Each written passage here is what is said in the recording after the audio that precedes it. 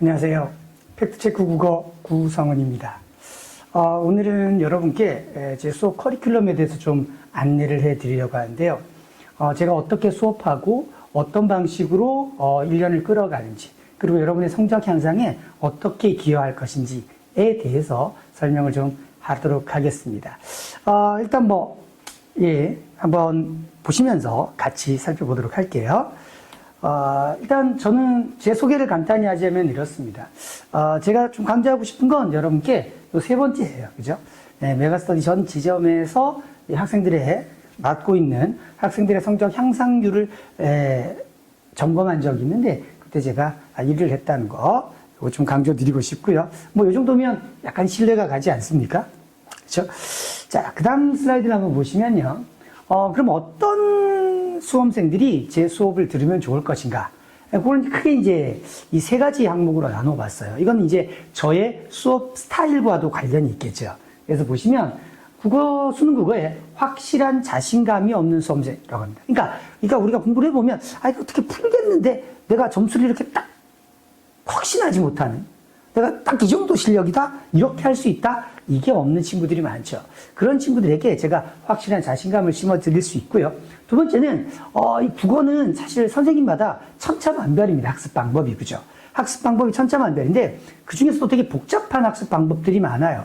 근데 제가 항상 학생들에게 혹은 수험생들에게 강조하는 게 뭐냐면, 수능 국어라는 건 엄밀히 말하면 답이 정해져 있는 시험입니다.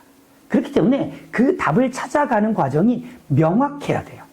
즉, 명확하다는 건 단순하고 간단하게 설명할 수 있다는 얘기거든요. 그렇죠? 그러니까 물론 복잡한 방법으로도 목표 지점에 도달할 수 있습니다만, 수능 시험의 수준 자체가 19세 정도 되는 학생들에게 보편적으로 그 능력을 측정하는 시험이란 말이죠. 그러니까 아주 특별하거나 디테일하거나 어려운 방법으로 갈 필요가 없다는 얘기죠. 그래서 가장 단순한 방법을 제시한다. 그래서 까다롭고 복잡한 학습법에 지친 수험생들을 제 수업을 들으시면 아주 도움이 많이 될 겁니다. 그리고 마지막인데요. 일단 이게 무슨 과거 시험이 아니기 때문에 국어만 주구장창 공부할 수는 없는 노릇이죠. 그죠? 그래서 다른 과목과의 학습과의 균형을 맞춰야 되기 때문에 국어에 내가 국어 실력이 약하다. 그런다고 해서 국어를 엄청나게 많이 투자한다. 이런 것도 사실 어떻게 보면 수능이라는 전체적 시험에서 보면 비효율적이라 할 수 있습니다.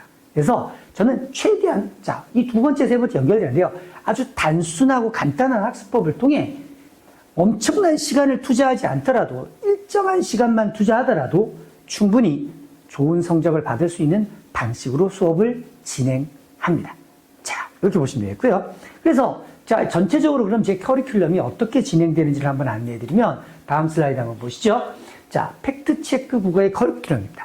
팩트체크란 말은 여러분 이제 수업 들으시면 정확히 어떤 의미인지 아시겠지만, 일단 보면 1, 2월에는 빅픽처 주관의 제거라는 타이틀로 수업을 합니다. 이게 뭐냐면, 일단 큰 그림, 내가 수능 국어의 고득점 혹은 내가 원하는 성적을 받기 위해 큰 그림을 좀 1, 2월에 그릴 필요가 있겠죠. 그 큰 그림의 기본 베이스는 뭐가 되겠습니까? 당연히 기출이겠죠. 그래서 수능의 출제 원리와 평가원의 약점이 있습니다. 자, 사고력을 측정하고 싶어 하는데요. 평가원은 그걸 객관식으로 낼 수밖에 없습니다. 그리고 그 객관식 문항의 정답은 지문 안에 무조건 주어져야 되죠.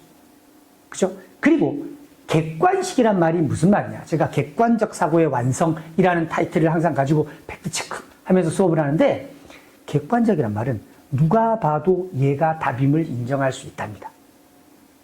그죠? 누가 봐도 이 3번 혹은 4번 이게 답이라는 걸 인정할 수 있어야 되면 반드시 명확한 근거가 존재해야 돼요. 그렇지 않겠습니까? 그게 평가원의 약점입니다. 그리고 그 명확한 근거는 무조건 지문 안에 써야 된다. 아무리 복잡하게 꼬더라도 여러분 스스로의 추론이나 여러분 스스로의 상상이나 여러분 스스로의 뇌피셜로 푸는 게 아닙니다. 정확하게 팩트를 잡으면 풀 수 있게 출제하죠. 그게 평가원의 약점이죠. 그 약점을 우리는 정확하게 파악할 겁니다. 상대와의 싸움에서 이기려면 상대의 약점을 공략하는 게 가장 효율적 방법이니까요.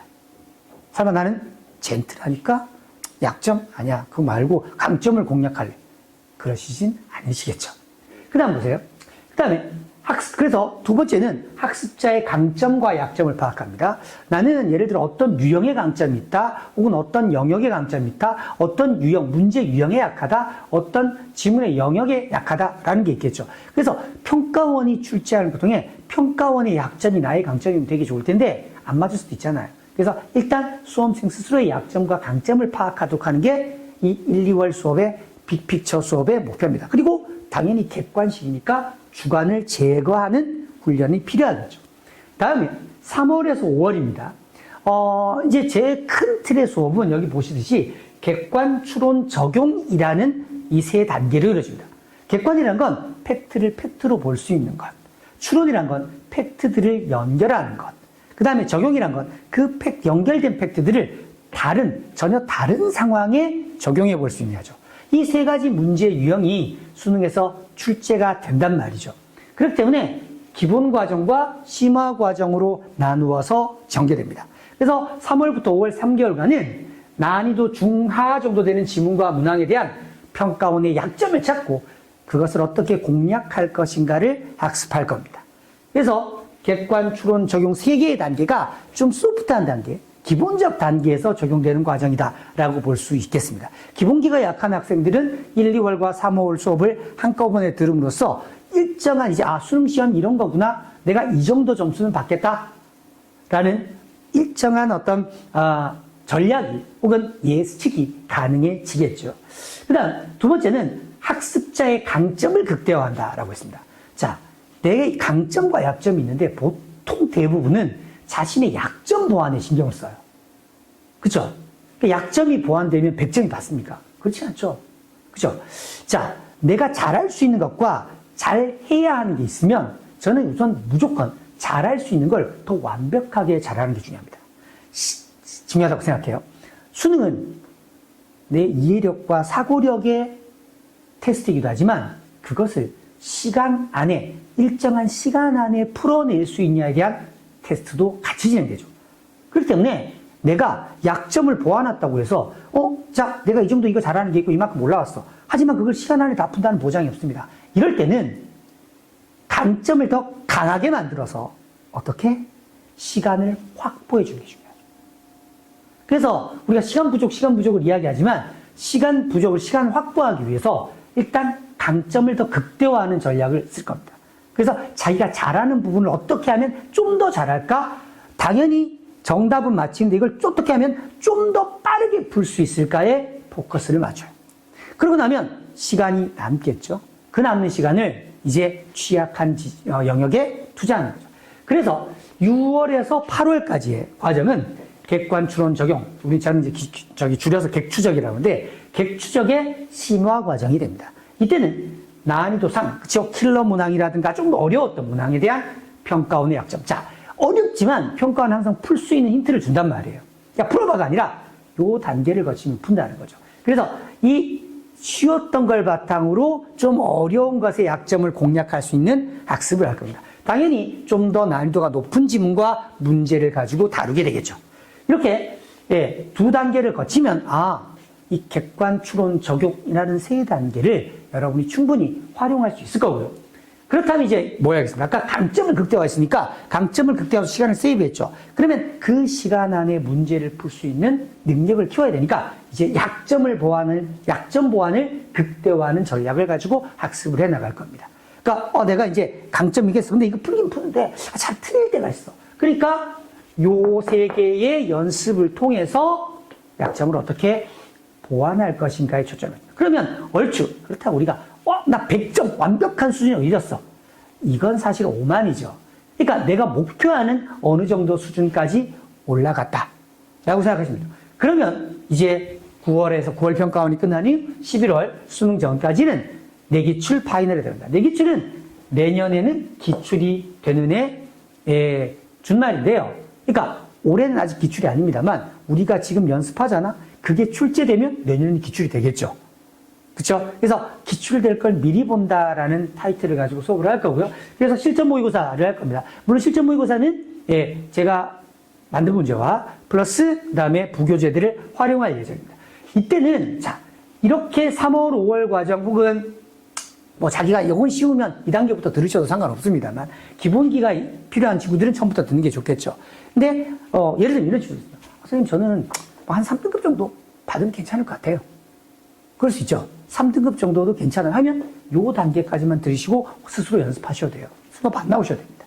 근데 저는 1등급, 2등급, 혹은 1등급 극상위권으로 가고 싶다면 여기까지 하시는 게 좋겠죠. 근데 여기서 멈추고 스스로 공부하든 1, 2월 수업 듣고 스스로 공부하든 간에 학습하든 간에 여러분이 파이널은 반드시 들으시는 게 좋죠. 왜냐하면 이 패턴을 가지고 어떻게 하면 해왔던 패턴을 가지고 어떻게 하면 문제풀이를 효과적으로 할 것인가 그리고 어떻게 하면 시간을 좀 더 줄여서 할 수 있을 것인가에 대한 스킬 훈련을 하는 것들이죠. 출제 예상 문제나 지문들과 더불어 스킬 훈련을 하시면 1년의 수업이 완성될 겁니다. 자, 요런 커리큘럼을 가지고 제가 수업을 진행하고 있고요. 다음으로는 자, 그러면 설명 들었으니까 이제 제 수업을 막 듣고 싶지 않습니까? 그런 마음이 막 생기죠. 네, 수강 신청하시면 되는데 조금 더 이야기하자면 왜 팩트체크 국어 제 수업을 선택해야 하냐. 자, 아까 이야기했죠. 메가스터디 제가 재수종합반에 오랫동안 수업을 했습니다. 그래서 재수종합반은 성적 향상률을 수능 끝나고도 조사를 해요. 수능 끝나고 과정이 아니라 조사를 했을 때 제가 담당했던 친구들이 성적 향상률이 처음 들어왔을 때보다 향상된 비율이 가장 높았다. 네. 요거 하나만으로도 성적 향상이 꼭 필요하다 하면 제 수업을 선택하실 만은 하죠. 두 번째는 복잡하지 않습니다. 간단한 걸 가지고 계속 반복 연습을 해요. 그렇기 때문에 뭐 이럴 때는 이렇게 저럴 때는 저렇게가 아니라 큰 틀에서 몇 가지 원칙만을 가지고 맞춤 학습을 진행할 수 있습니다. 그러니까 당연히 시간이 효율적이겠죠. 양으로 때리지 않습니다. 절대. 그렇죠? 그다음 마지막으로 세 번째는 학습 과정에 대한 데이터 분석. 자, 제가 국어 선생님이지만 데이터를 진짜 중요시해요. 왜냐하면 국어는 사실 좀 추상적이라서 데이터화할 수 없다고 생각하지만 실제로는 그렇지 않습니다. 정확하게 데이터를 만들 수 있죠. 문제 유형별, 그 다음에 지문 영역별, 그 다음에 지문의 난이도별, 문항의 난이도별 만들 수 있습니다. 그래서 그걸 제가 여러분이 과제나 그 다음에 수업 시간에 하는 걸 통해서 데이터를 만들고 그걸 분석해서 개인별 학습 방향, 상담을 통해 학습 방향을 설정해 드려요. 제가 직접 상담합니다. 저희 조교들이 상담하지 않아요, 저는. 제가 직접 방향을 설정합니다. 그래서 요 세 번째, 이 데이터 분석의 사례를 하나 보여드리면, 이런 식으로, 그래서 뭐, 요렇게 되고, 과제를 어떻게 해왔느냐가 나올 거고요. 그 다음에 오답 분석이 나옵니다. 그 다음에 영역 코어 모의고사라는 게 매주 짧게 보는 모의고사가 있습니다. 그래서 이런 데이터를 만들어서 성적 변화 과정을 가지고 제가 중간중간 수강생들에게 지금 어떻게 하니까 지금 우리가 수업이 이렇게 진행되고 있는데 네가 데이터로 나온 거 누적된 데이터를 보니까 이런 것들이 좀 부족하구나. 그러면 여기서 제일 취약한 걸 먼저 땡겨 올릴 거니? 아니죠. 3월부터 6월까지 과정에서는 예를 들면 이 친구 같으면 조금 보여드리면 이 친구 같으면 이거는 완벽하니까 이 중에서 80%대의 정답률을 보이는 걸 90% 이상으로 끌어올리는 걸 먼저 시키겠죠. 시기에 따라서. 이런 식으로 조언이 진행됩니다. 그래서 하라는 걸 하시면 돼요. 근데 그게 많으냐? 그렇지 않습니다. 딱 필요한 양만 제시한다. 이런 식으로 진행된다라고 생각하면 되겠습니다. 자, 여기까지가 이제 제 수업에 대한 설명인데 제가 제 수업을 이렇게 들었던 친구들이 후기를 남긴 게 있겠죠. 수강 후기를. 그걸 간단히 소개해드리면 보세요. 구성 선생님께서 알려주신 팩트체크 기법은 독서 영역을 어려운 제게 큰 빛이었다. 라고 했습니다. 그죠? 팩트체크, 독서, 큰 빛. 네, 독서에 아주 쉽게 큰 빛이라는 건 뭐겠습니까? 어렵지 않았다는 얘기죠. 막 빡세게 했더니가 아니라, 이렇게 하니까 되네? 나 이거 여기 이때까지 몰랐지? 빛이 내려온다. 이 느낌이겠지? 그죠? 그 다음 두 번째는 실전에서 적용할 수 있는 문제풀이 법칙이 키워드. 컷 패턴이라는 얘기죠. 복잡하지 않다는 얘기입니다. 산만한 게 아니라 딱 요거. 그것만 반복해서 연습하시면 됩니다. 그 다음, 다른 수업이나 강의와 달리 막 머리를 써라. 이게 아닙니다. 있는 그대로 팩트를 강조해서 빠르게 습득할 수 있겠죠. 왜? 눈에 보이니까요. 그래서 제가 수험생들이 항상 하는 말 중에, 이걸 쓰기 전에, 머리를 쓰기 전에 눈으로 확인해.